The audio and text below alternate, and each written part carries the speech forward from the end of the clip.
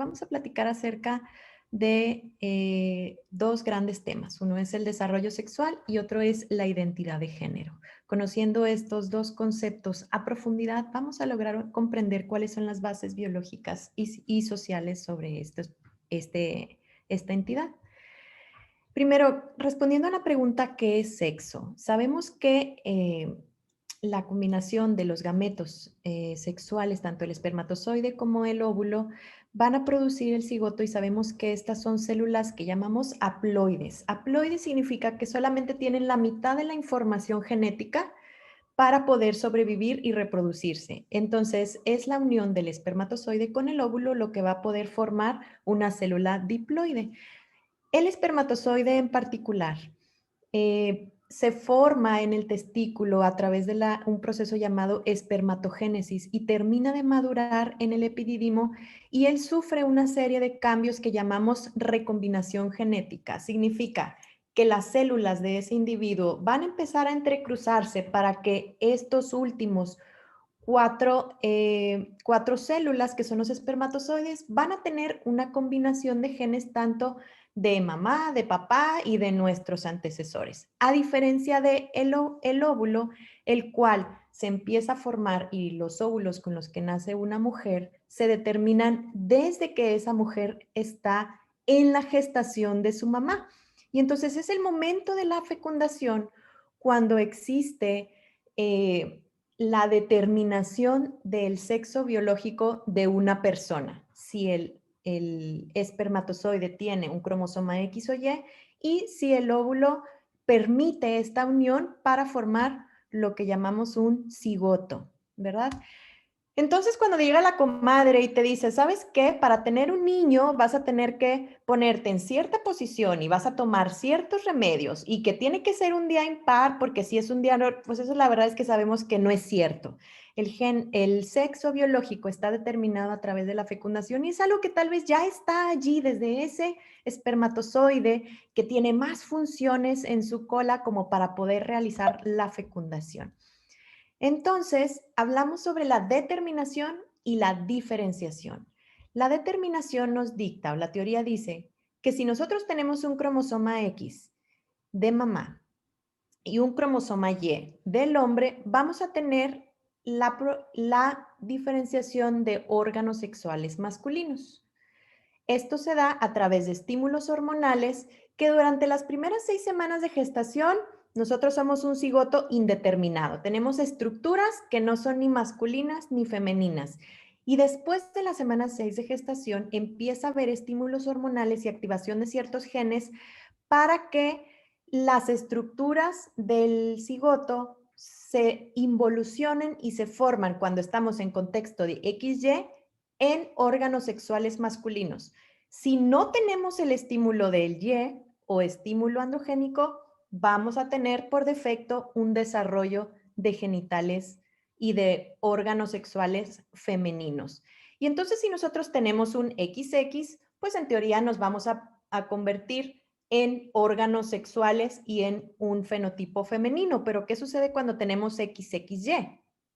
Al tener esta información en el brazo corto del cromosoma Y, vamos a tener rasgos masculinos a pesar de tener dos cromosomas X y un cromosoma Y. Tal es el caso del síndrome de Klinefelter, que tenemos un fenotipo masculino y esto pues realmente no nos da muchas diferencias ni nos damos cuenta. Tenemos algunos rasgos así muy sutiles que podemos notar y personas con XXY pueden tener todas las capacidades igual que cualquier otra persona y hasta se pueden convertir en presidentes de los Estados Unidos mexicanos, como es nuestro expresidente Vicente Fox, que tiene bueno, que padece de este genotipo que es XXY o síndrome de Klinefelter. Pero ¿qué sucede cuando tenemos ya 4 cromosomas sexuales y tenemos 3X y un Y? Bueno, el estímulo hormonal es tal que los órganos sexuales tal vez no puedan tener la suficiente señalización y que este cigoto que tiene más cromosomas sexuales pudiera derivar en un aborto.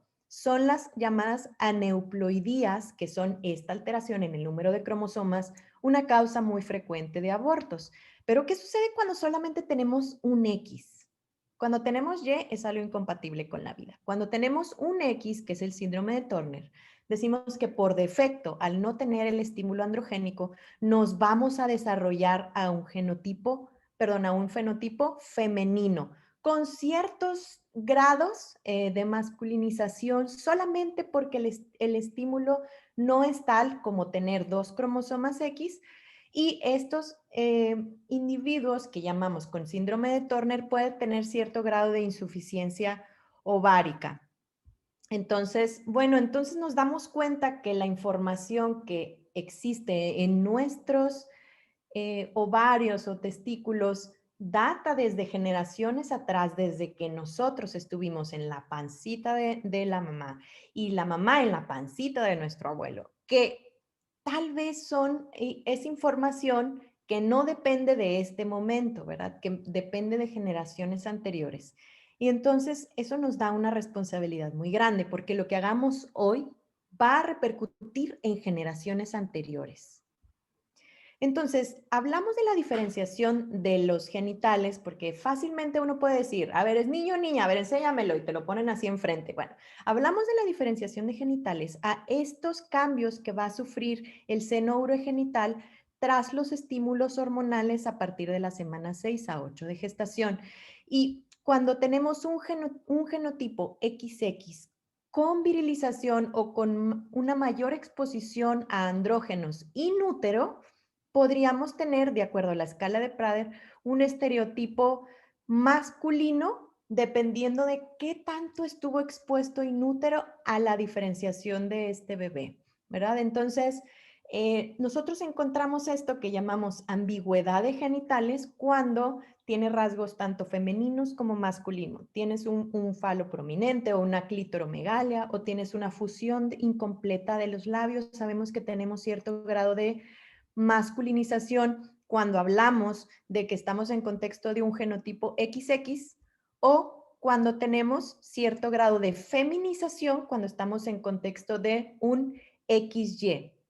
Entonces, son estas entidades cuando hablamos de lo que hoy conocemos como intersex, cuando nuestra información genética no corresponde con nuestra información física, ¿verdad? Y al hablar de físico, no necesariamente estoy hablando solamente de los genitales. Uno dice, pues a ti nada más te interesa lo que está ahí abajo. No, porque sabemos que estos estímulos hormonales interfieren con el desarrollo encefálico y el desarrollo tisular. Sabemos que los hombres son estructuralmente diferentes a las mujeres. Los hombres van a poder tener una capacidad de una masa muscular más alta que las mujeres que tienen una distribución de grasa diferente a los hombres. Las mujeres van a poder mantener presiones más bajas en comparación con los hombres.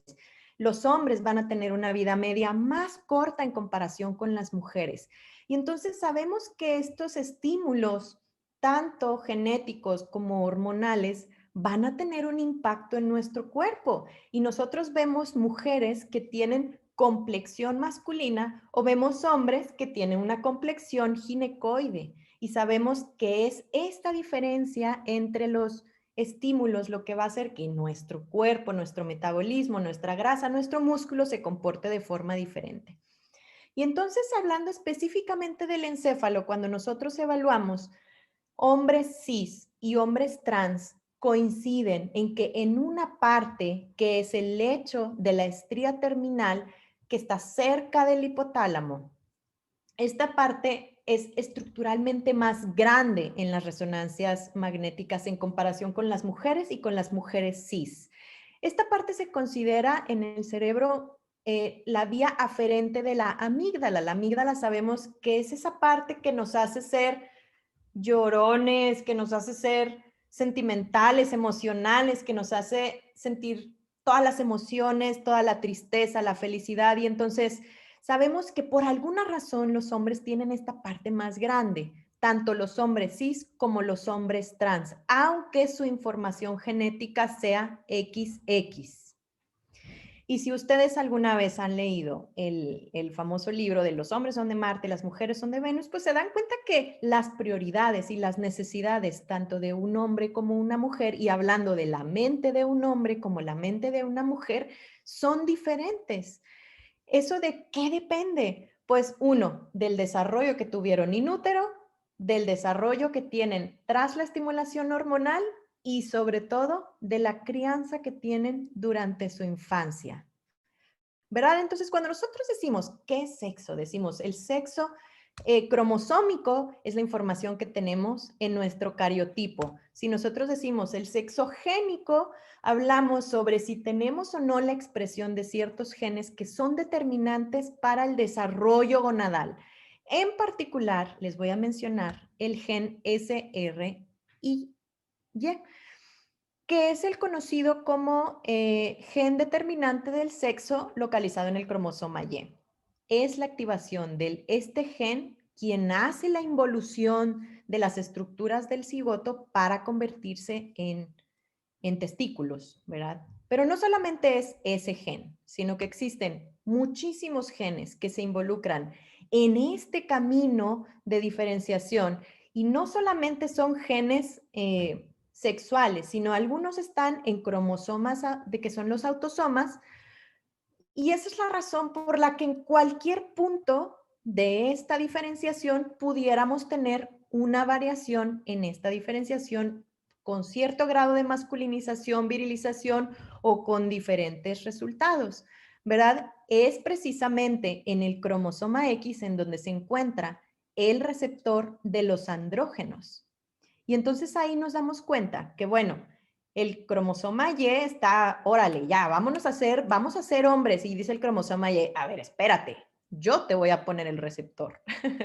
Y entonces es esa combinación de genes lo que nos hace que al final tengamos el desarrollo gonadal, y si esos ovarios y esos testículos son capaces de producir las hormonas sexuales correspondientes al nivel que deben de ser, y los receptores celulares son lo suficientemente sensibles como para hacer el efecto que te está diciendo esa hormona, pues vamos a tener un desarrollo tisular y del sistema nervioso central acorde a ese genotipo para desarrollar lo que hoy conocemos como el estereotipo de hombre y mujer.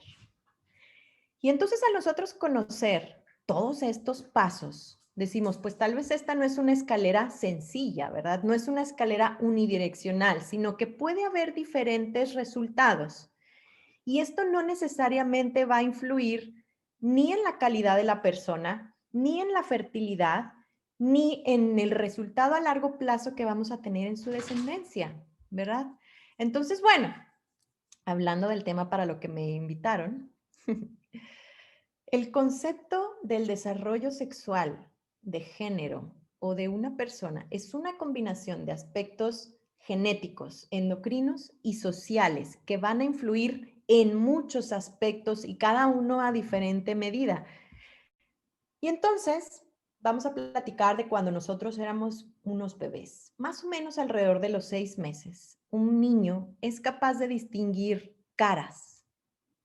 Antes, él es capaz de percibir la voz de uno de sus cuidadores, el olor de la mamá, del papá, la forma en la que se sujeta, pero no es sino hasta los 6 meses cuando alcanza cierta madurez visual en donde puede identificar que esta persona que me está cargando es uno de mis pilares, ¿verdad?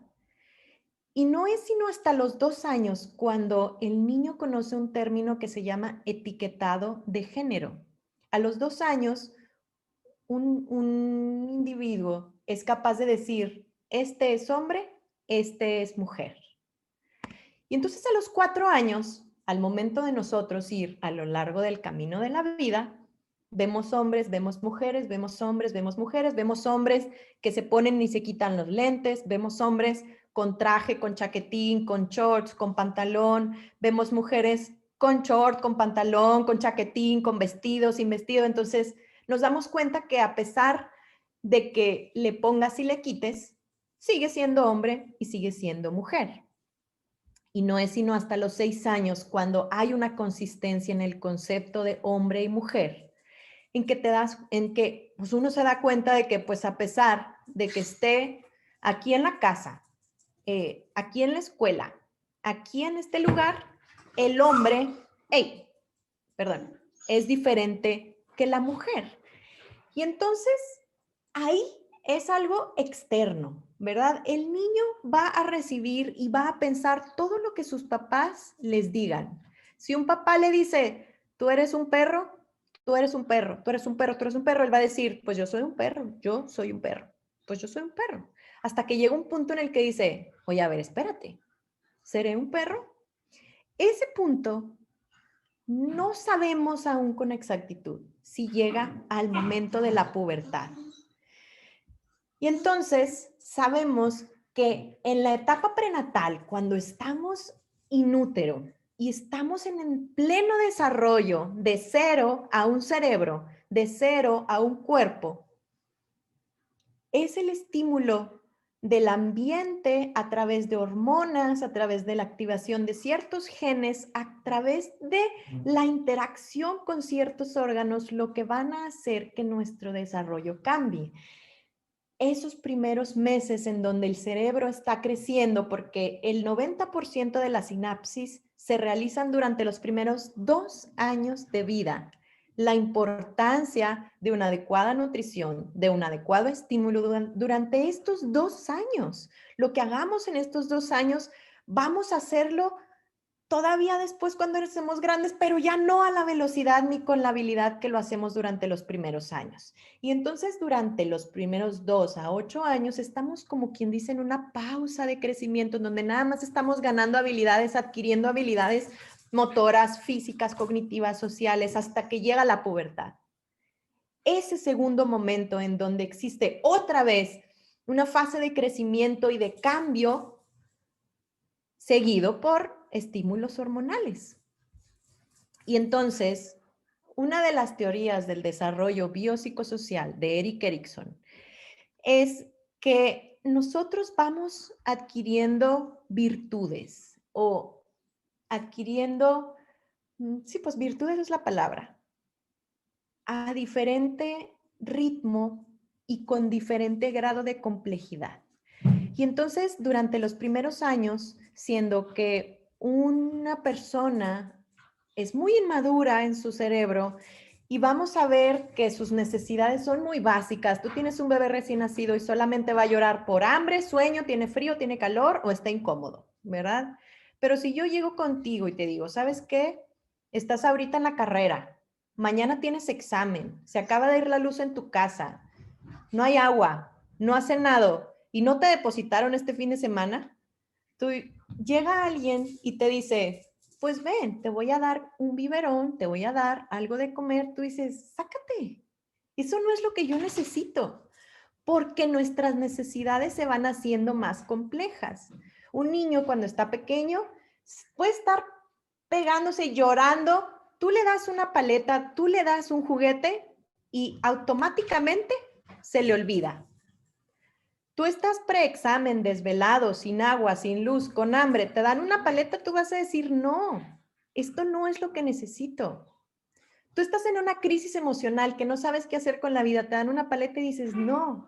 Y entonces nos damos cuenta que las necesidades se van volviendo más complejas conforme pasa el tiempo y conforme vamos madurando. Y entonces uno, como profesional de la salud, que estamos aconsejando a papás, a mamás, a personas que quieren formar su propia familia, y entonces llega un punto en el que dices, bueno, a ver, yo quiero tener un hijo porque viene ese hijo a satisfacer una necesidad mía o porque yo vengo a satisfacer sus necesidades para que esa persona se logre desarrollar y ser pleno como individuo. Entonces, son diferentes las razones y es esa pues confusión en el por qué uno empieza a tener hijos, que uno piensa que es como que para uno y te das cuenta que es una friega y que es bien cansado, pero que así, cuando ese niño ya logra sostener su vasito entrenador y tomar, dices, wow, lo estás haciendo muy bien. Cuando ese hijo ya logra decir mamá, dices, wow, qué padre.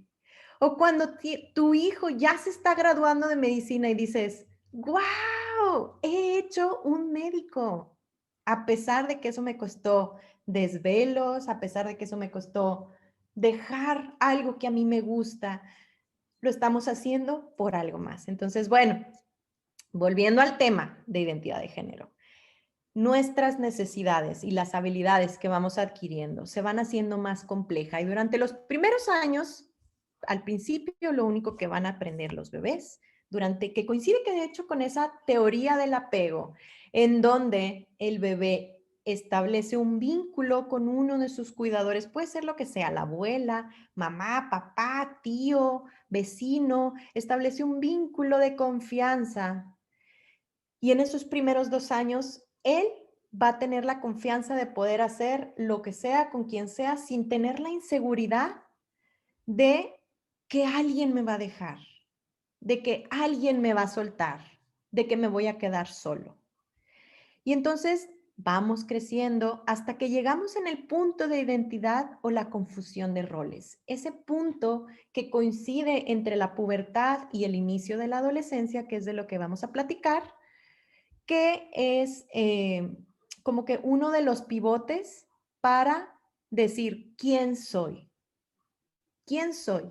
Y cuando nosotros hablamos sobre eh, cuáles son los hitos del desarrollo que evaluamos en un adolescente, pues cuando estamos chiquitos, bien fácil. En lo motor, cuando se sienta, cuando sostiene la cabeza, cuando empieza a caminar.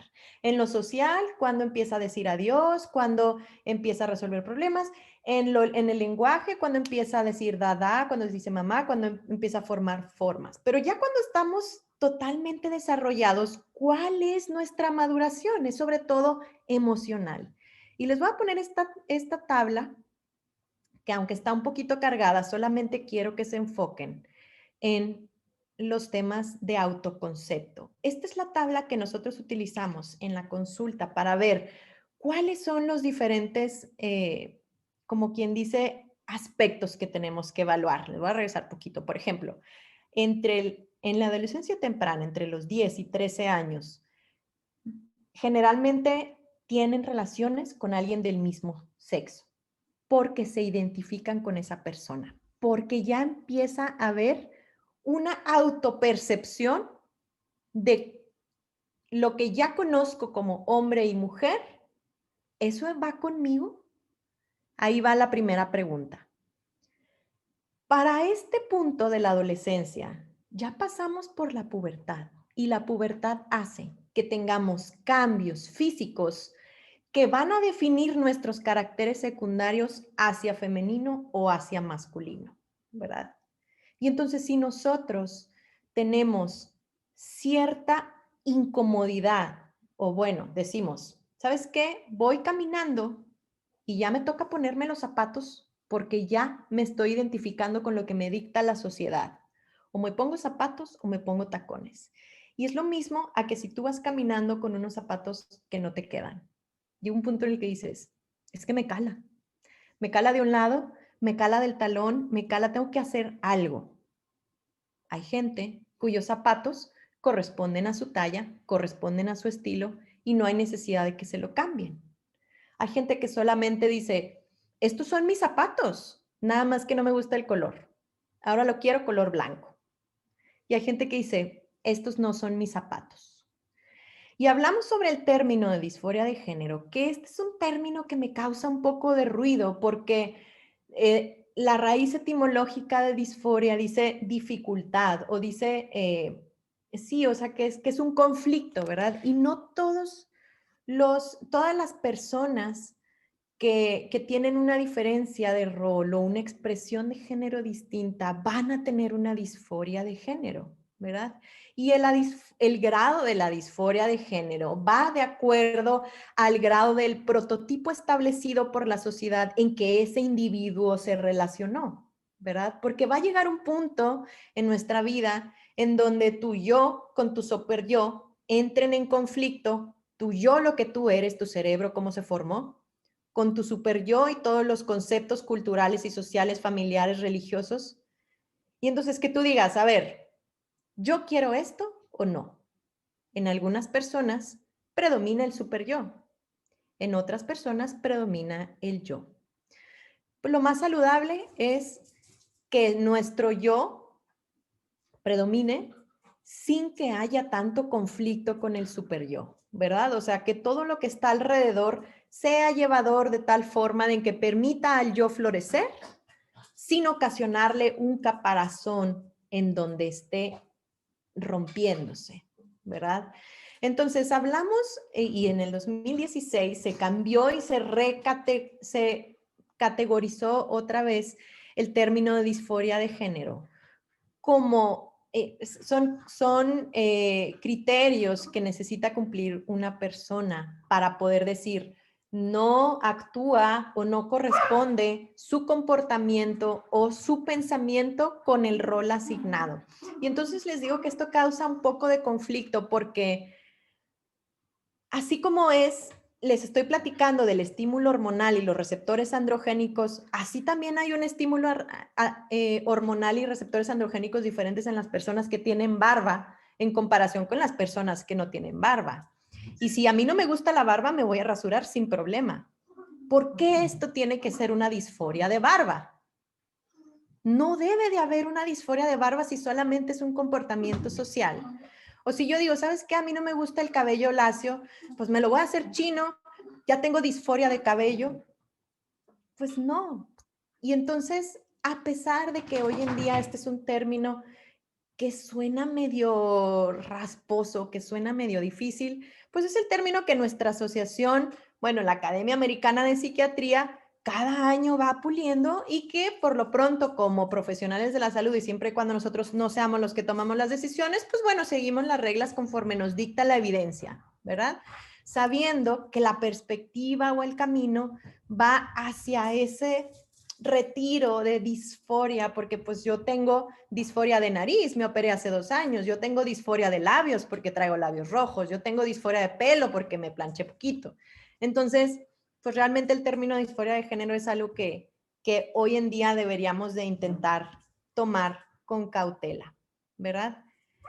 Y entonces, bueno, ya, yo creo que ya les han hablado mucho acerca de lo que conocemos como rol de género, que es algo que está establecido por la sociedad, de que la mujer tiene que hacer esto, el hombre tiene que hacer esto, a diferencia de la identidad de género, que es cuando uno se siente o no que encaja en ese rol de género.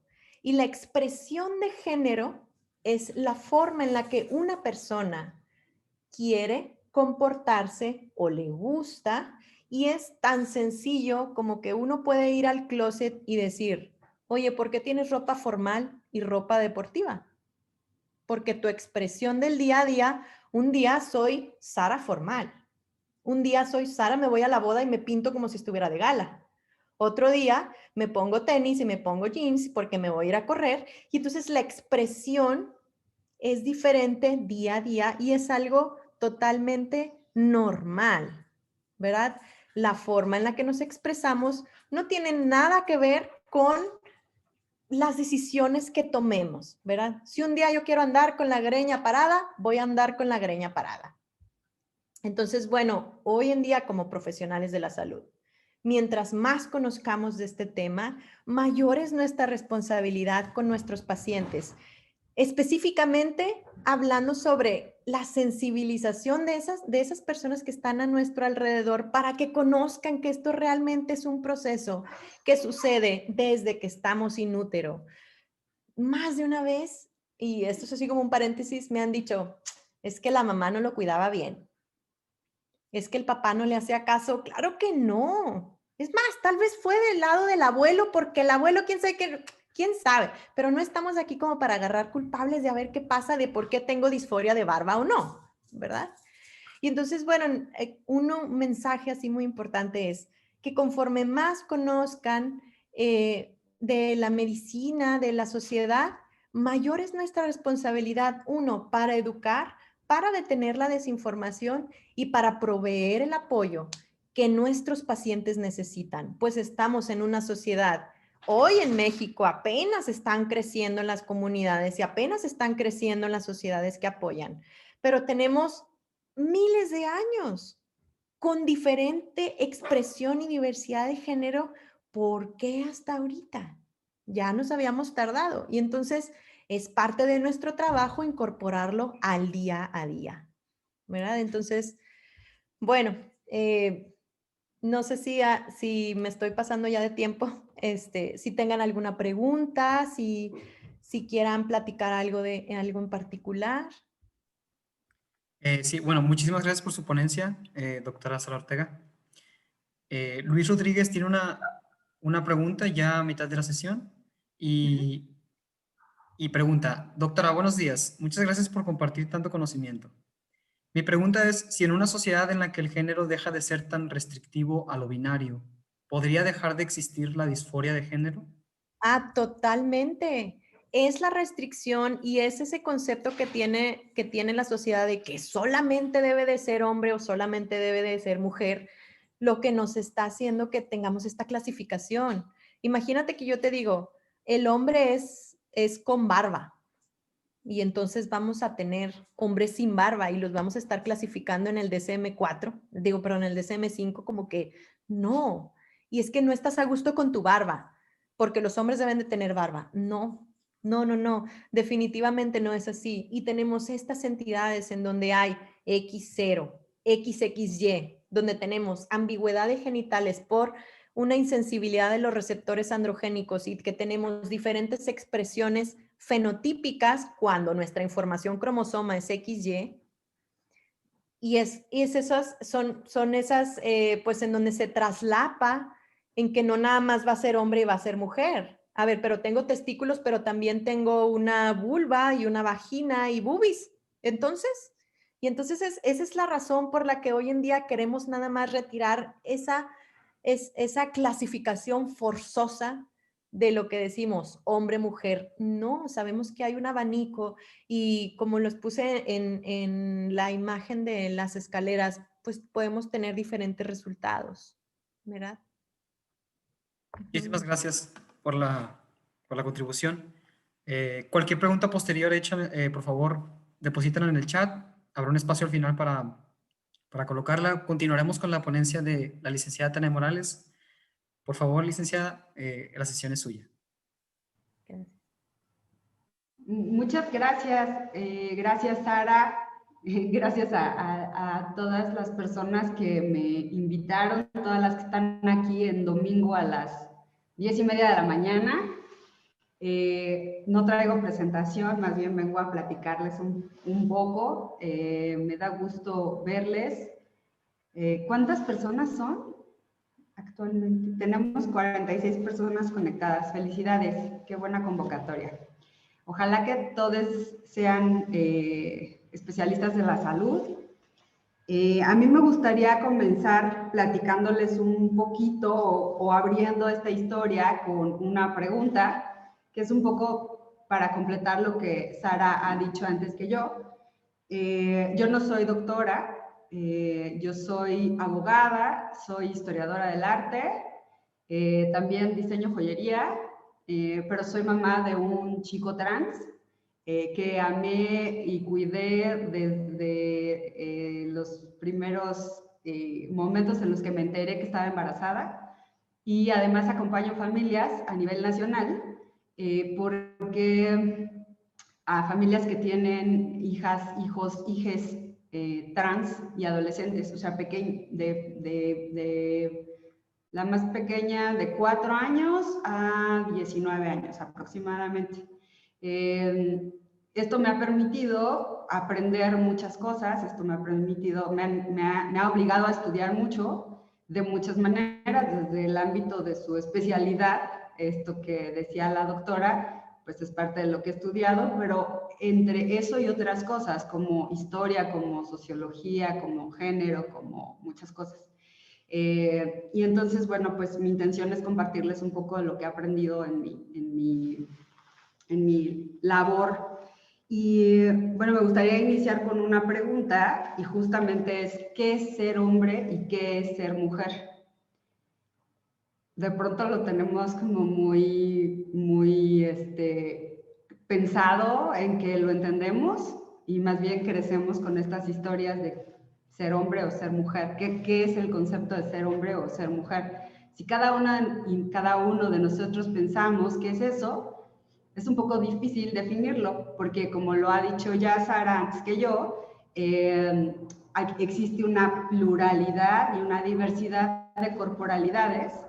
En realidad no existen cuerpos femeninos ni cuerpos masculinos, ni hormonas femeninas ni hormonas masculinas. Podemos hablar de hormonas, ¿no? Diferentes tipos, pero eso no te hace ser femenina o no te hace ser masculino. Existen varias combinaciones, desde hormonas, desde órganos, pero en realidad este concepto o esta idea de lo que es femenino y masculino, o lo que es ser hombre o mujer, pues lo ha construido la sociedad, lo hemos construido culturalmente. Le damos esta carga o este valor, por ejemplo, los zapatos de tacón que nos mostraban anteriormente, pues hoy sabemos que no precisamente son para quienes se socializan como mujeres. Hay muchos hombres que hoy usan tacones y pues es parte del día a día. Entonces, en realidad no son zapatos femeninos, son zapatos, ¿no? El rosa no es femenino, es un color como es el verde, el naranja, etcétera, ¿no? Más bien, socialmente les hemos dado una carga, le hemos dado un significado al mundo, dividiéndolo en dos, en mujer y hombre. ¿Por qué? Pues porque en general lo que hemos pensado es que solo existen dos opciones. Justamente la pregunta de hace un momento, el binarismo, pues no existen dos opciones. Como ya la doctora nos explicó, existe una multiplicidad de opciones y de la misma manera, históricamente, en pueblos originarios, en culturas no occidentales, hay multiplicidad de géneros, no nada más hombre o mujer. Y con eso podemos pensar, por ejemplo, en nuestro país, en la República Mexicana, en la cultura zapoteca, no solo existe hombre o mujer, existe un tercer género que es inuche. Las niñas, niños, adolescentes se acercan, nos viven a este concepto de género desde desconocimiento. Creo que ya me trabé, ¿sí me escucho? Hola, hola. Se trabó un poquito, doctor. Hola. Se trabó un poquito su video, pero sí la estábamos escuchando ahorita. Denme oportunidad, un minuto, por favor. Listo, ya la escuchamos y la vemos. Denme oportunidad de conectarme por otra red para que no tengamos este problema, porque últimamente me está causando un minutito. Claro. Podemos ir resolviendo una duda que surgió, doctora Sara. Luis Rodríguez nos pregunta de Chiapas que a qué retos se ha enfrentado con familias que le visitan por tener personas transgénero en su familia. Fíjate que algo en lo que yo enfatizo mucho en la consulta, sobre todo en Niño Sano, es que los papás cambien ese chip del que les hablaba, de que el niño viene a satisfacer una necesidad de los padres y que nosotros vamos a llegar a satisfacer sus necesidades. Y entonces las expectativas cambian porque ya no tenemos falsas expectativas de lo que el niño debe de ser, sino que vamos a estar alimentando como si fuera una planta que va a crecer de la forma en la que quiera crecer, ¿verdad? Y entonces el rol del papá es seguir alimentando esa planta. Entonces, en particular, así, ahorita estoy identificando una familia, vaya que uno de sus hijos sufre cierta represión por parte de los padres. Es una familia muy tradicional en donde el rol del papá es papá que trabaja y que no hace nada en la casa, mamá, ama de casa y cómprame todo y yo te doy todo. Y entonces el hijo ahorita se encuentra en un conflicto en el que, pues, o sea, lo voy a decir así, está saliendo del closet y no sabe cómo decírselo a sus papás. Y entonces uno como pediatra y a los médicos que ven niño sano, existe un acuerdo de confidencialidad entre el adolescente y el médico y entre los padres y el médico que no se puede romper. Entonces, esa confidencialidad es muy difícil porque prácticamente es hablar con cada uno por separado, uno para decirle, lo que tú estás viviendo no está mal, lo que tú estás viviendo es algo que tú ya tenías Era cuestión de tiempo. Eso es algo que no vas a poder controlar, que necesitas trabajar. O sea, la madurez de decir quién soy yo, qué quiero, a dónde voy y con quién, es algo que se necesita trabajar. Y entonces, por otro lado, ver a los papás para que se den cuenta de que la represión o de encaminar a una persona lo único que va a hacer, pues es que le calen más esos zapatos, ¿verdad? Ahorita, bueno, me acabo de acordar algo que se me pasó comentarles en la plática, si la doctora Tania me permite. Hay una etapa en la edad antes de la pubertad en donde los niños experimentan con sus órganos y experimentan darse besos entre niñas y niños, y esto no necesariamente persiste a través de la vida adulta, ¿verdad? Pero es esa experimentación lo que construye la identidad. Entonces, si de repente tenemos papás que se preocupan porque el niño quiere jugar con las muñecas en vez de con los carritos, decirle, no importa, déjalo. Porque la razón por la que quiere jugar no es porque diga, yo soy un niño y los niños juegan con carro, ¿verdad? Es porque tal vez le gusta que tiene ruedas. Y en una ocasión me tocó una mamá que estaba muy preocupada porque su hija quería jugar con Superman en lugar de con la Barbie. Y entonces le pregunto, ¿por qué quieres jugar con Superman? Me dice, porque vuela. Y entonces dices, no es porque sea hombre o mujer, sino que el concepto del niño es diferente y es más inocente de lo que creen. Entonces, sí, yo creo que uno de los retos más importantes es la falta de sensibilización, eh, tan igual como los papás que no quieren que su niño tenga alergias. Y entonces dice, no, es que no quiero que tenga alergias, pues es que no importa, pero si la detectas a tiempo y la tratas, vas a poder tener un mejor control de la enfermedad. Bueno, es lo mismo. Si tú detectas este tipo de personalidad de tus hijos y lo alimentas, pues no vas a tener todas las complicaciones que sabemos que puede haber, como problemas de adaptación social, uso de drogas, hay una mayor incidencia de depresión o ansiedad cuando no se les permite florecer o crecer como personas. Entonces, sí, es todo un reto. Y uno como médico siempre tiene que ser muy estoico y siempre tiene que ser, predicar con el ejemplo.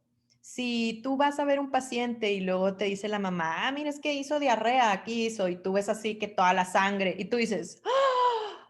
Pues la mamá ya se asustó.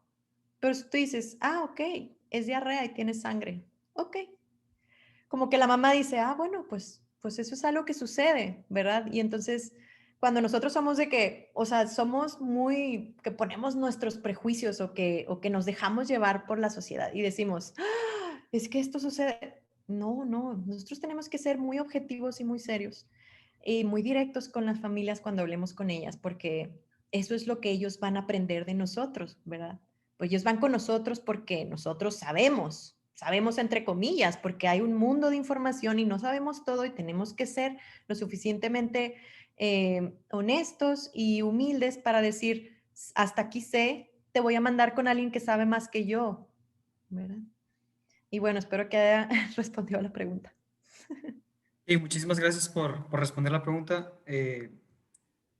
Por favor, licenciada Tania, adelante. Sí, bueno, entonces les decía, les hablaba de estas culturas originarias que tienen más de género mujer, género hombre. Aquí en el chat les puse una lista de los nombres con los que se utiliza un tercer género en diferentes culturas.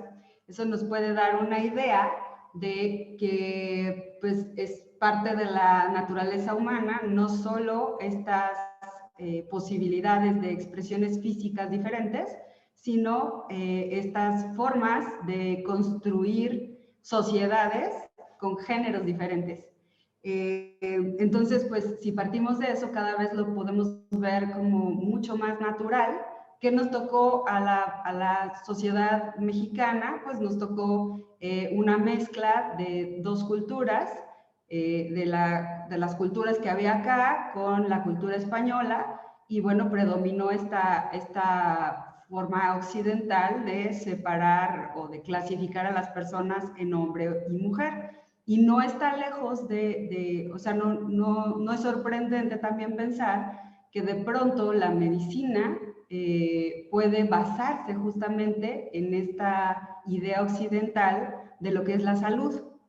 Y por eso de pronto pues hay clasificaciones, ¿no? Clasificaciones como saben ustedes, la transexualidad estuvo clasificada por muchos años como una enfermedad mental. ¿Y por qué? Pues porque justamente no tuvimos incluir otras formas de existencia, y pues siempre lo distinto es lo que hay que estudiar desde lo general, no lo normal. También eso es importante. Es importante empezar a pensar en el lenguaje. No existe lo normal es la norma, pero lo general, lo que más población presenta o tiene, es lo que se conoce o se ha entendido como normal. Todo aquello que no cabe en lo general, pues entonces de pronto lo excluimos. Pero bueno, entonces preguntarnos qué es ser hombre y qué es ser mujer es algo determinante para entender la identidad de género y para entender que en realidad esto puede variar y puede interpretarse justamente desde la expresión de género, desde lo que yo entiendo por género, desde como yo vivo mi experiencia personal. A mí me gustaría platicar un poco, pues justamente el génesis en la infancia. En realidad, todas las personas, todas las que están en este chat, y todas las personas que estamos en el mundo viviendo, tenemos una identidad de género, todas, absolutamente todas. ¿Por qué? Pues porque tenemos justamente lo que decía Sara, en los primeros años de vida tenemos referentes de quién es mamá, quién es papá, cómo está construido el mundo, y entonces empezamos a aprender las reglas del juego, y pues entonces nos vemos como con una cercanía y con una referencia a este mundo. Entonces todas las personas tenemos identidad de género. Como ya lo planteé anteriormente, nuestro cuerpo no define nuestro género. Nuestro género es una construcción que hacemos justamente desde los primeros años de vida, en donde vemos a mamá, vemos a papá, tía, tíos, abuelos, compañeritos de maternal, compañeritas, maestras, etc. Entonces, en los primeros años de vida estamos tomando, nuestra conciencia está tomando referentes en el mundo y pues nos posicionamos en algún lugar de este mundo. Por eso es que, por ejemplo, en la cultura zapoteca, pues también desde edades muy tempranas hay personas mushes, porque hay una opción de mushe, ¿no? Si en nuestra cultura occidental existieran no binarias, por ejemplo, que ahora actualmente estamos hablando mucho de eso, personas de género fluido, personas que no se consideran en el binario, y eso lo viéramos tan común como mujer y hombre, seguramente las personas desde tempranas edades se enfilarían o se identificarían con esas personas también, o sea, sería una opción para poder existir. Algo que me interesa platicarles es que justamente desde edades muy tempranas, desde que se construye el lenguaje, desde las primeras formas de comunicación que no tienen que ver nada más con palabras, sino con expresiones físicas, con tener como emociones, expresar emociones con el rostro. Todas esas son formas de comunicación que empiezan a partir, o cada ser humano empieza a expresar desde los 2 años. Algo que podemos notar es que las personas con identidades de género no normativas o personas trans, desde los primeros momentos en los que pueden comenzar a comunicarse, están dando cuenta de su identificación con un género. ¿Qué es lo que sucede? Pues no le podemos, o sea, no es común enseñarles desde los primeros momentos a decir soy una persona trans, ni siquiera saben qué es lo trans, ¿no? Ni lo cis, ni nada de esto, pero nos dicen desde sus múltiples formas de comunicación con qué género se están identificando. Me parece que esto es muy importante porque justamente en un mundo en donde además de enseñarles el color rojo, el azul, el verde, quién es mamá, quién es papá, pudiéramos incluir estas imágenes de vivencias no normativas del género, pues estas personitas crecerían como cualquier otra persona que se identifica con el término mujer u hombre. El tema es que socialmente no les damos esa posibilidad desde las primeras etapas de vida.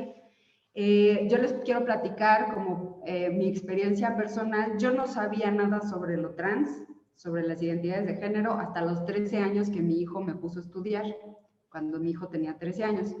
Pero haciendo un repaso en nuestra historia de vida, pues yo desde que me enteré que estaba embarazada, fui con una nutrióloga especialista en alimentación y el tercer mes de embarazo comí muchas nueces porque las nueces resulta que forman el sistema nervioso central, y después me leí todos los libros de estimulación temprana, le llevé estimulación temprana sobre pediatría, educación, todo lo que se puedan imaginar.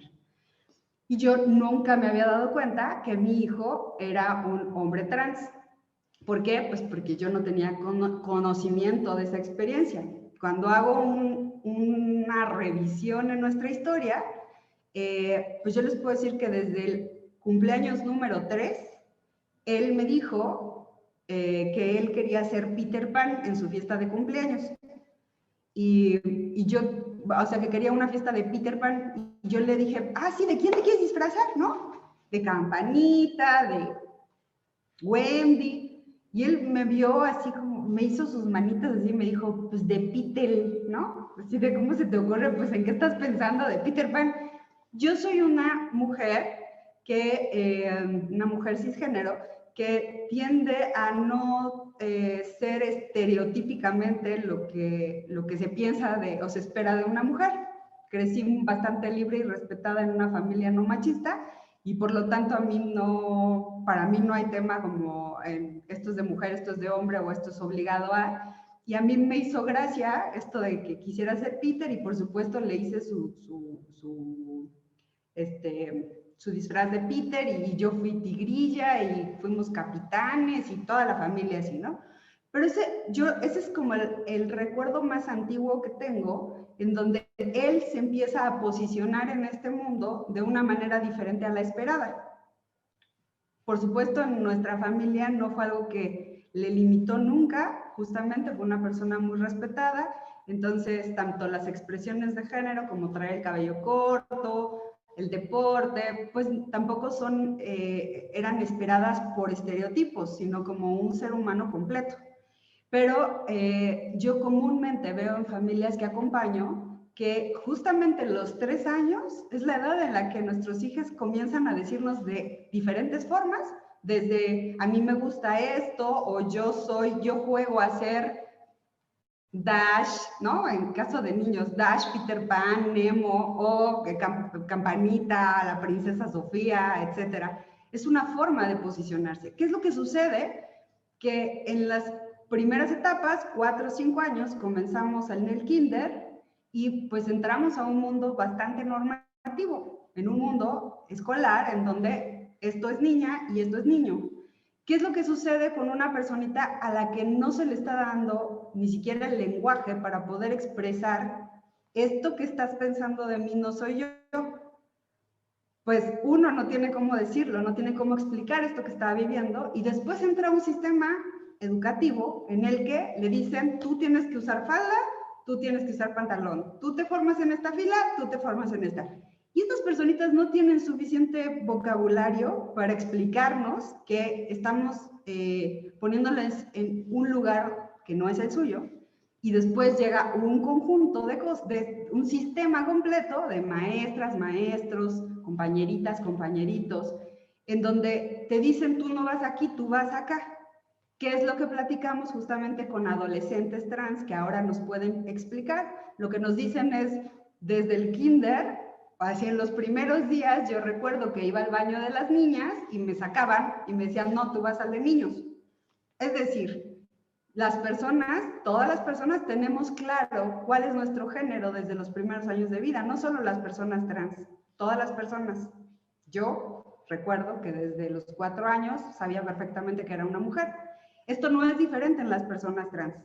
Lo que sucede es que no les damos ni herramientas para explicarlo, no les damos lenguaje para hacerlo y no tienen opción, o sea, no tienen una opción visible de decir, esto es lo que yo soy. Que es diferente el concepto a que esto se va desarrollando, no se va desarrollando, van encontrando las formas de explicárnoslo de diferentes maneras, que eso es distinto, ¿no? Mientras a cierta población les damos las herramientas para explicarlo, a cierta población no se las damos. Entonces, por eso es que a distintas edades podemos enterarnos que tenemos hijes trans. Y les decimos trans porque eso lo decimos nosotras, las personas cisgénero. En realidad ellas son niñas, niños, ¿no? Sus corporalidades, como las de las demás personas, son distintas. Estamos en un abanico.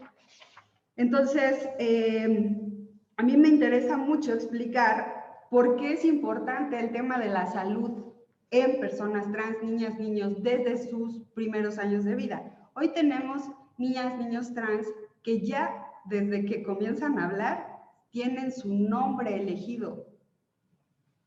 Eso está bueno. ¿Por qué ahora está pasando esto?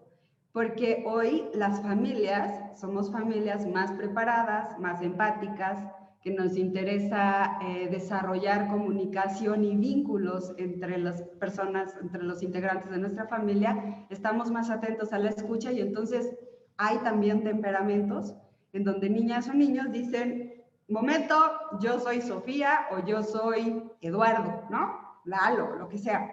Y entonces eso nos lleva a las familias a decir, ah, caray, ¿qué está pasando aquí? No es lo esperado. Comenzamos a buscar información y quizá hoy habemos familias que respetamos, entendemos qué es el género y respetamos desde sus primeros años esta vivencia en el género. La apoyamos, la respaldamos y la defendemos. ¿Por qué es importante como un tema de salud y un tema de salud pública?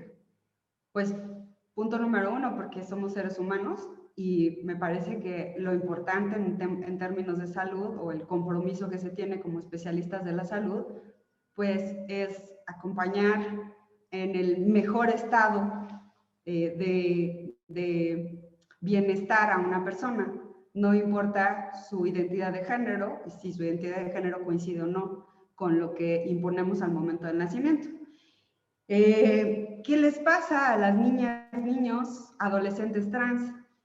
¿Por qué es importante? Pues porque si de por sí estas niñas, niños de pronto crecen en un mundo normativo que les está diciendo estás equivocado, estás equivocada, pues lo que tendremos que enseñarles es el amor por sí mismos, el cuidar sus cuerpos, cuidar sus mentes, cuidar sus corazones. Y cuando una niña o un niño llega a un consultorio pediátrico y de pronto, porque no tiene un acta de nacimiento o un carnet de salud o un seguro de gastos médicos mayores con su género reconocido y su nombre elegido, y no le tratamos como esa niña, niño, niña requiere, pues ¿qué le estamos diciendo? Formaríamos parte de este mundo que le está diciendo estás equivocada, estás equivocado.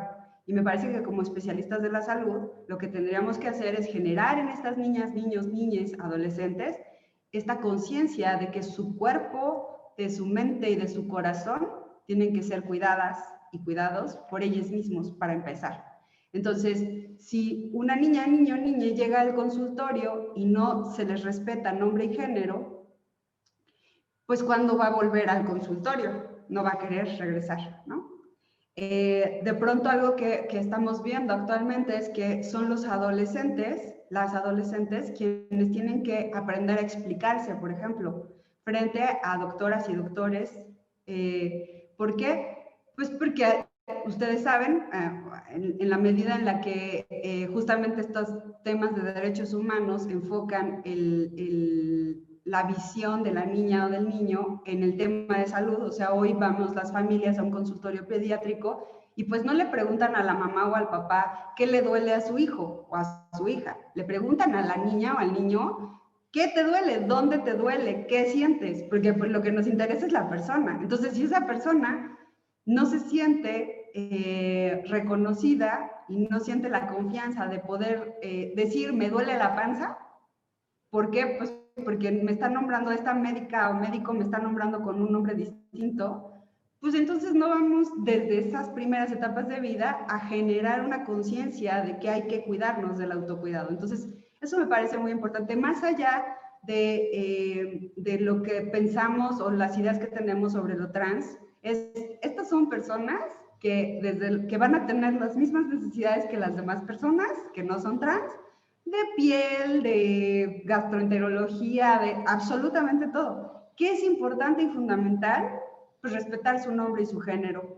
Entender, por ejemplo, que hay niños que van a necesitar un ginecólogo o más bien adolescentes, hombres que van a necesitar un ginecólogo, que probablemente lleven a la interrupción del embarazo, que probablemente se embaracen, o sea, muchas cosas. Hay niñas que van a necesitar ir al urólogo y hay niñas que van a necesitar revisiones. Si empezamos como especialistas de la salud a pensar en eso y no a decir, pues son cuerpos y yo atiendo cuerpos.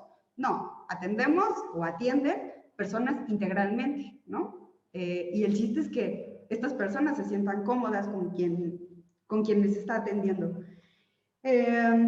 Otra parte muy importante es que, como les decía, pues estas personas crecen en un mundo donde familiarmente se desconoce la vivencia trans. En general somos madres, padres, cisgénero, quienes tenemos hijos trans, hijas trans. Y entonces, desde la casa, pues de pronto no hay una representación de sus existencias. Y después llegan a este entorno escolar, en donde es bien así complicado, bien difícil, porque hay que ser mujer y hay que ser hombre, y hay que usar falda y hay que usar pantalón, y hay que, de pronto justificado equivocadamente en que tenemos corporalidades diferentes. Yo les puedo también dar ejemplos de que esto que se entiende por la capacidad física, por ejemplo, en hombres, en realidad no es una cuestión de nacimiento. Digamos, cuando nace alguien, tiene una vulva y decimos socialmente que es una niña, o le socializamos como una niña, de inmediato lo que decimos es que, es que es una princesa bien hermosa, y además es súper obediente y se comunica perfectamente. Y después, si nace una persona con un pene, decimos, no, hombre, es un valiente, wow, es un guerrero. Y lo primero que hacemos es darle una pelota para que juegue. Entonces, tenemos que entender que en realidad estamos construyendo esas cosas. Si a las personas que nacen con pene y les decimos, tú también eres dulce y tú también te puedes comunicar desde sus primeras etapas, tendríamos menos machismo. Y si a las personas que socializamos como niñas porque nacen con vulva les diéramos una pelota y les dijéramos eres bien valiente, también tendríamos grandes deportistas con vulva, ¿no? O sea, personas con vulva siendo grandes deportistas. En realidad esto es toda una serie de cosas que les asignamos desde que decimos este es niña o este es niño por una corporalidad. Entonces, algo que es importante es como pensar en esto, ¿no? En que ya se les dice desde la casa, ya se les dice desde las escuelas, las legislaciones en varios estados de la República. Solo tenemos un estado de la República, por fortuna, que hace 3 semanas dio una vía para reconocer la identidad de género sin necesidad de patologizar, haciendo un trámite para niñas, niños y adolescentes trans, que es Jalisco. Pero tenemos legislaciones que no reconocen las identidades de género. Solo en 13 estados de la República Mexicana se reconoce la identidad de género para personas mayores de 18 años. Y después, además de esto, le abonamos los espacios de salud, pues imagínense qué mundo tan complicado, tan pesado y tan cansado puede ser. Entonces, también eso me gustaría cambiar este chip o esta visión de que las personas trans tienden a la depresión. No. O sea, las personas trans viven en un mundo que se les niega continuamente y eso genera depresión, pero no es como la tendencia a la depresión. Es, pues si yo no encuentro un referente en este mundo, nunca, pues seguramente tendré depresión, ¿no? O usaré algún tipo de sustancia que me haga como evadirme de este mundo, pero no es una tendencia en sí por la naturaleza de ser una persona con una identidad de género no normativa. negativa, sino es un constante bombardeo de que yo no existo. Si ustedes van a las tiendas a buscar ropa, podrán ver que en las imágenes de las tiendas nunca habrá personas trans, ¿no? No vemos esos referentes, no existe ropa, o sea, es desde eso, es una multitud de cuestiones que no reconocen a las personas trans. Entonces, bueno, algo que me interesa también platicarles es la Organización Mundial de la Salud considera que a la salud como el mayor estado de bienestar de una persona. Las personas trans y las niñas, niños y adolescentes tienen estos mismos derechos y eso es básicamente muy importante. También establece que la primera infancia es el momento clave para el desarrollo de una persona. Y la primera infancia es donde se establece la comunicación, donde se aprende el lenguaje y donde se establecen los vínculos afectivos. Entonces, por esta misma razón es que en la primera infancia es necesario reconocer la identidad de género de una persona con identidad de género no normativa. ¿Para qué? Pues para que pueda desarrollar su lenguaje, establecer sus conexiones sociales como cualquier otra persona y tener un desarrollo humano como cualquiera. Y esto es de los 0 años a los 6 años y después viene otra etapa. Es decir, algo muy importante es nunca decir esto puede ser temporal. Eso es algo muy importante. Porque si decimos esto es temporal, espérate a la siguiente etapa a ver si queda, lo que estamos haciendo es siendo personas que discriminan, porque eso no se los decimos a las personas cisgénero. No le decimos a una niña, espérate a los 18 años a ver si sigue siendo una mujer cisgénero. Solo lo hacemos con las personas trans. Entonces, todas las personas tendrían el derecho de vivirse en su género cuando así lo digan. Y si eventualmente es una persona con un género fluido y modifica ese lugar en donde vive el género, pues respetarlo también. O sea, no es que esté jugando, no es que sea una moda, es que es una forma de existir y tiene el mismo derecho que cualquier persona a vivirse siendo respetada de esa manera. También algo que me parece muy importante, y con esto cierro porque yo puedo hablar muchísimo, es que cuidemos mucho, mucho, mucho de que la información sea la adecuada, la fidedigna. ¿Por qué? Pues porque hay tal desconocimiento de las familias sobre la identidad de género, sobre lo trans. Mucha gente ha hablado históricamente por las personas trans. Actualmente ya las personas trans pueden hablar por sí mismas y justamente nos pueden dar toda esta riqueza de información y entonces nos pueden ayudar a mejorar un mundo para ellas, pero existen personas o existen formas en las que las vivencias trans aterrorizan, no sé por qué, a cierta población y promueven terapias de conversión, por ejemplo. Eso es algo muy peligroso como temas de salud pública y como temas de derechos humanos. Se puede destruir la vida de una persona cuando se le lleva a tener una terapia de conversión o un esfuerzo por corregir su identidad de género. Yo les invito a pensar en su género, si habría algo que alguien en el mundo pudiera hacer para modificarlo. La respuesta es no. O sea, podemos estar amedrentados, amedrentadas y decir, no, sí, yo ya soy hombre, pero eso no va a modificar lo que yo siento. Si yo tengo un mundo que me está presionando para que diga otra cosa, seguramente lo voy a decir, pero eso no va a modificar quién soy. Y no me parece que sea ni justo ni humano pedirle a alguien que cambie esto o que demuestre otra cosa en su vida. Entonces, yo les invitaría a que pudieran arropar a estas familias, arropar a estas personas y evitar a toda costa las terapias de conversión. Gracias, y si quieren preguntar algo, acá estoy. Muchísimas gracias por su aportación, licenciada Morales, especialmente por su experiencia. De hecho, tenemos aunado su plática y aunado lo que nos aportó, tenemos algunas preguntas en el chat. Desde San Luis Potosí, Alejandro Vargas pregunta, bueno, buenos días, gracias por la charla. En el caso Ahí sale otra pregunta. En el caso de una persona que no se identifique como hombre o mujer, sino que tienda a no binario, ¿cómo podríamos entenderlo o identificarlo a través del lenguaje? ¿Y qué podríamos hacer para reforzar y a no encasillar en lo binario?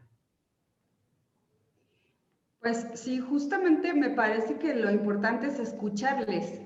De pronto queremos dar la explicación desde acá, como cómo hacerles, ¿no? Más bien pregúntale qué quiere. A veces las personas no es como que la mitad del tiempo se vivan como mujer y la mitad como hombre. Esto no es como un relojito, no hay formas como de hacer estas cajas, ¿no? De pronto hay aspectos en la vida en la que una persona se vive como mujer, a veces como hombre, a veces en ninguno de los dos.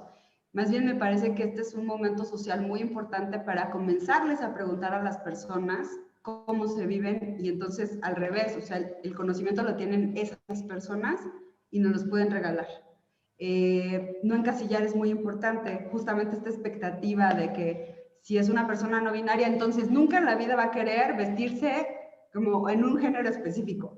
No es cierto, o sea, hay personas que se viven no binarias y que un día dicen, pues sí me gustó, ¿no? Hoy sí me quise vestir de esta manera, hoy quiero que me llamen por un nombre o con estos pronombres. Algo bien importante que me parece que también eso se puede generar en los consultorios es siempre pregunten, aunque ustedes interpreten el género de una persona, siempre pregúntenle, aunque tengan un documento que diga Tania Morales ella, pregúntenle, ¿cómo quieres que te llame y con qué pronombres quieres que te llame? Eso me parece que puede iniciar este mundo de respeto y de no encasillar a la gente. Apreciamos la respuesta y especialmente ese consejo. Muchísimas gracias. Gracias. Quisiera nada más complementar la respuesta de la licenciada Tania. Adelante. Eh, Así como apenas en los años 50 se acaba de definir lo de binario no binario, esto es una clasificación que constantemente se va enriqueciendo.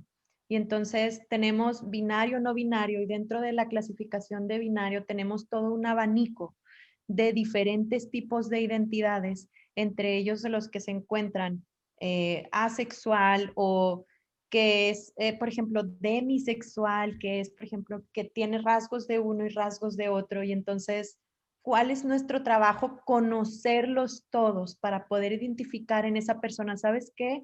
A ver, platícame.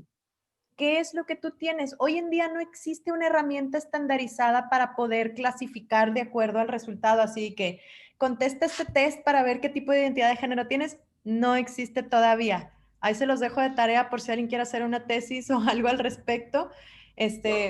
Entonces, cuando nosotros identificamos, ¿sabes qué? Oye, tienes algunas características de comportamiento femenino, pero tú estás conforme con tu identidad como masculino, entonces, bueno, existe esto.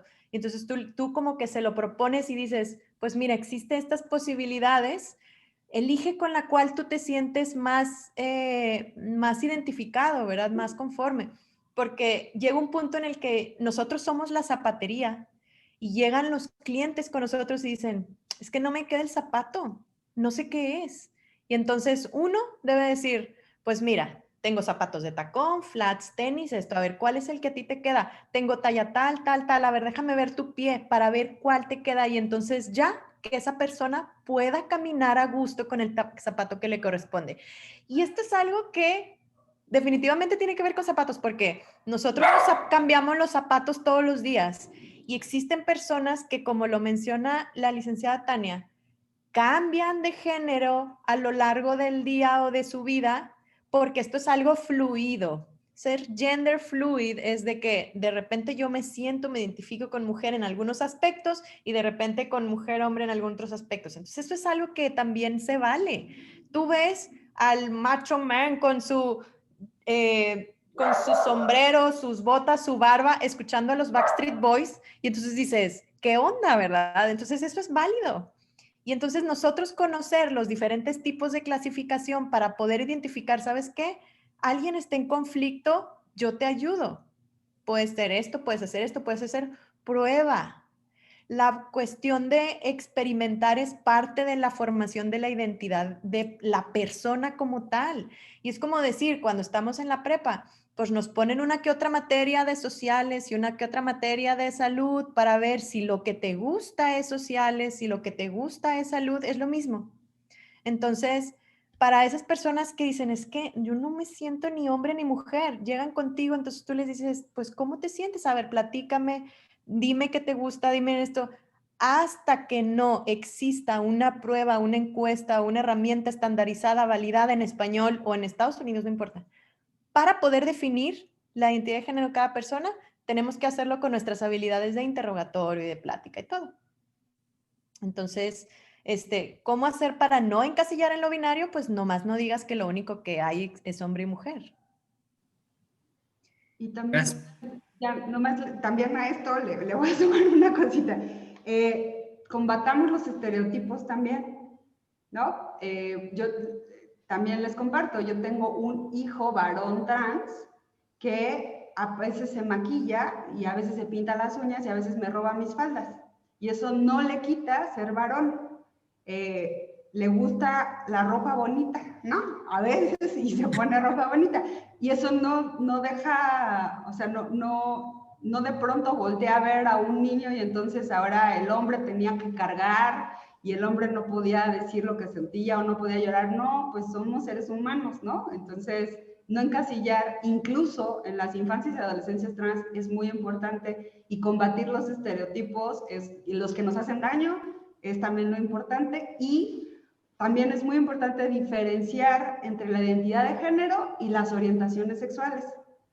Es decir, mi hijo puede tener una orientación sexual heterosexual, bisexual, homosexual, pansexual, siendo una persona trans. Eso es muy importante, estudiarle ahí mucho como a las de las identidades, ¿no? Y las orientaciones.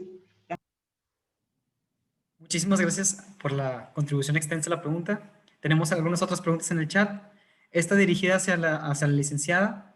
Desde Nuevo León, Eugenia Patiño pregunta: muchas gracias, licenciada, por compartir su conocimiento y experiencia. ¿Cómo se puede, como padre o familiar, permitir el ambiente libre para que surja su expresión e identidad si existen estos límites sociales como en las escuelas? Sí, yo creo que es un trabajo totototote, porque tenemos ahí un mundo bien complicado. Fíjate que algo que también he dado cuenta con las familias que acompaño es que en los primeros años de vida, sus hijos, cuando no es una familia así muy restrictiva del género, de esto, por ser mujer esto y por ser hombre esto, sus hijos la llevan bien. Pero cuando la familia es respetuosa y que no como que define esto es lo que tiene que hacer como ser hombre y esto es lo que tienes que hacer, ¿no? Cuando son respetuosos. Cuando entran a la escuela es cuando viene ahí una presión y un choque bien importante, porque justo es ahí donde en las escuelas, por desgracia, nuestro sistema educativo como que lo que quiere es justamente hacer dos casitas, ¿no? Entonces tú acá, aunque no quepas, te hago como salchicha, así de te meto, pero saco salchichas, ¿no?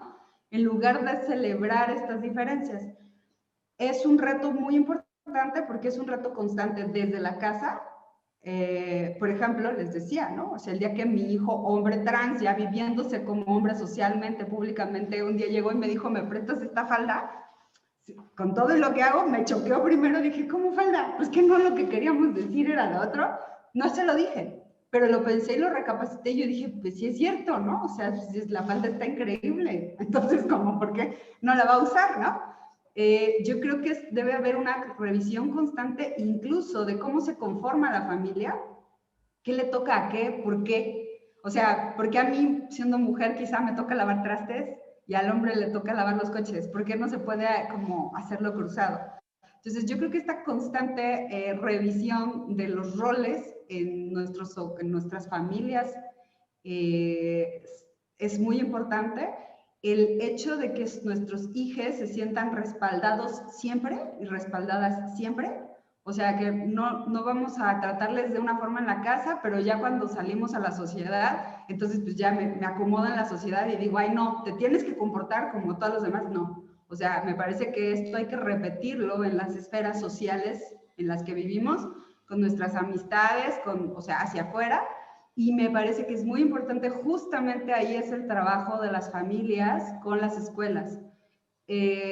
públicas o privadas, nuestra voz es importante y debe haber siempre un equilibrio entre lo que la escuela quiere y lo que las familias también queremos. Yo digo familias, por ejemplo, es algo que vi desde lo que hago. Me encontré con una escuela, con la escuela de mi hijo, que es una escuela fantástica. Me encontré con una escuela que de pronto nos mandaba una carta a los padres de familia. Cuando tú veías las reuniones, habíamos puras mujeres y siempre se dice los padres, ¿no? Y así, pero además, pues, uno, no van casi los padres porque están haciendo otras cosas, ¿no? Y dos, las familias hoy estamos conformadas de diferentes maneras, no solo hay mamá y papá. Entonces, yo puntualmente dije, por favor, dejen de decir padres de familia porque somos familias. Las familias puede ser la abuelita con la tía y la mamá, puede ser, o sea, hay muchas formas de constituir familias.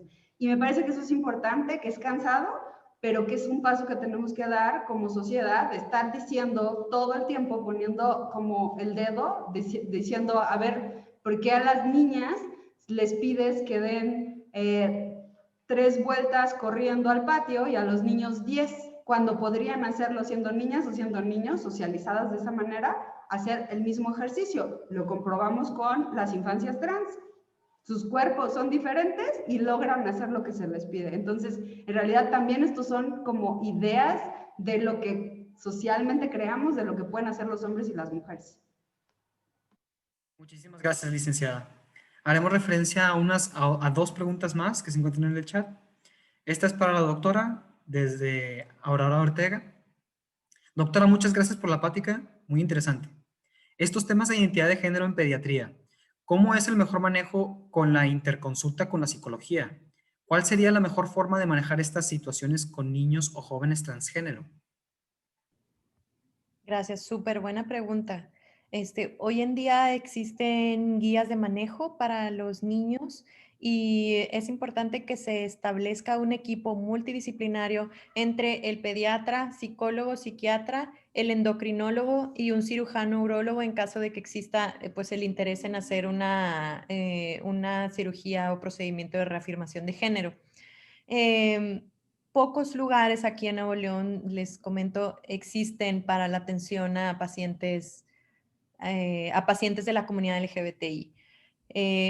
En sí son equipos que se han hecho, pero como tal una clínica así grande de referencia, todavía no hay, la palabra clave es todavía, pero sí, son guías que se siguen y protocolos que ya están establecidos y que haz de cuenta que es como la guía de manejo de la enfermedad inflamatoria intestinal.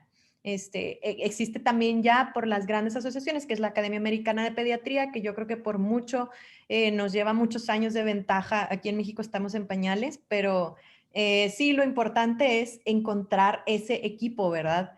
Y por ahí veía una pregunta de las fiestas de revelación de género o cuál es la postura del personal de salud, ginecólogo, pediatra.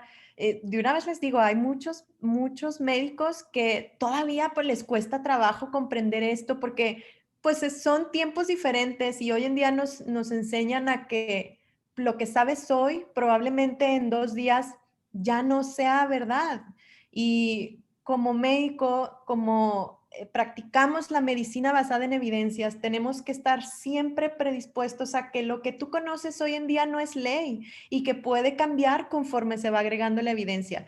Y entonces eso es algo que tal vez a muchas personas no comparten y que dicen, pues es que yo tengo 30 años haciéndolo así. Y tengo 60 años y nunca en la vida había escuchado del término binario, no binario, ¿qué es eso? No existe. Pues son otros tiempos. Entonces, bueno, lo importante nada más es pues tener un equipo que conozca el tema al respecto y que tenga esta mentalidad de que se puede ir modificando, ¿verdad? ¿Y qué onda con las fiestas? Yo sinceramente, yo respeto mucho las prácticas de la gente y es como decir, celebro o no Halloween. Si te hace feliz, hazlo y si no le hace daño, ¿verdad? A ese bebé que está adentro de la pancita de la mamá no le va a hacer daño si de repente hacen una fiesta y se ponen felices, no le hace daño. ¿Qué sí le hace daño?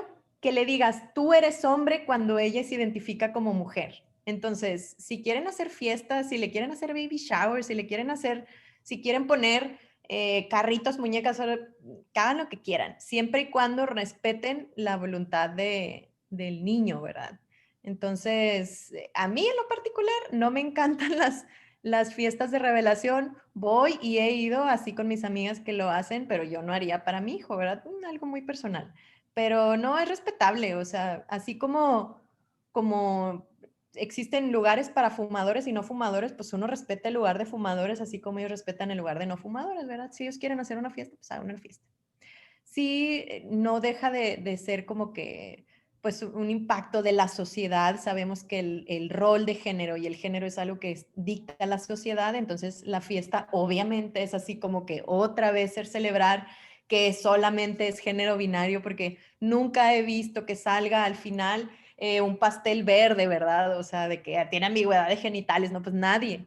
Entonces, esto es algo que todavía lo vemos en algunas personas que están muy encaminadas al género binario y que solamente a lo largo del crecimiento, también como papás también crecen, pues que vayan comprendiendo de que sus expectativas a veces no son la realidad, ¿verdad? Entonces, siempre y cuando llegue ese punto no intenten forzar al hijo a hacer eso binario, pues está bien que hagan sus fiestas.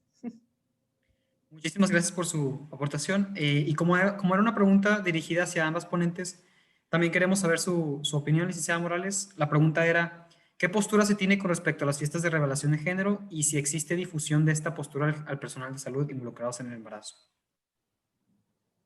Pues yo en mi época no había fiesta de revelación de género. La verdad es que esto es más nuevo, es para gente más joven. Cuando he visto de pronto en redes sociales, pues justo me llama la atención porque pues yo estoy trabajando por como no encasillar justamente el género. Pero lo que dice Sara me parece muy real. O sea, alguien que hace una fiesta es porque está esperando con mucho gusto a una nueva vida y eso me parece súper lindo. Yo les puedo comentar y compartir que algo hermosísimo que he visto es familiares de personas trans haciendo nueva fiesta de revelación de género cuando reconocen el género de sus hijas con una identidad de género distinta. Y eso me parece muy lindo, porque también es como hacer esta fiesta y decir públicamente, pues nos habíamos equivocado, pero ¿qué creen? Que siempre es niña o que es niño o persona no binaria, de hecho, o hasta he visto hasta pasteles trans. Entonces, me parece que esa es una forma de decir amo a esta personita y celebro su existencia. Entonces, no me pondría en contra. Se me hace raro, pero no me pondría en contra. Y me gusta que también lo abrace, esto se lo apropie también las personas trans o las familias trans, ¿no? Muchísimas gracias por su aportación. Para finalizar esto de manera formal, agradecemos a ambas por estar en esta sesión y por contribuir con su experiencia y conocimiento. De igual manera, nos agradecieron múltiples veces en el chat. Muchísimas gracias por asistir y por estar en esta sesión de nuevo. Y a todos los aquí presentes, a todas, todes y todos presentes, los esperamos a las 2 p.m. para la ponencia del protocolo para el acceso sin discriminación a los servicios de salud en la comunidad LGBTIQ+, por el doctor Carlos Gómez, que de igual manera se encuentra aquí presente. Y bueno, sin más, muchísimo éxito, los vemos en un rato. Muchas gracias, Octavio. Felicidades a todo el equipo por la organización. Se la rifaron, todo va quedando conforme el plan y todo súper bien. Gracias. Gracias. Gracias. Hasta luego, felicidades, abrazos. Gracias a las dos.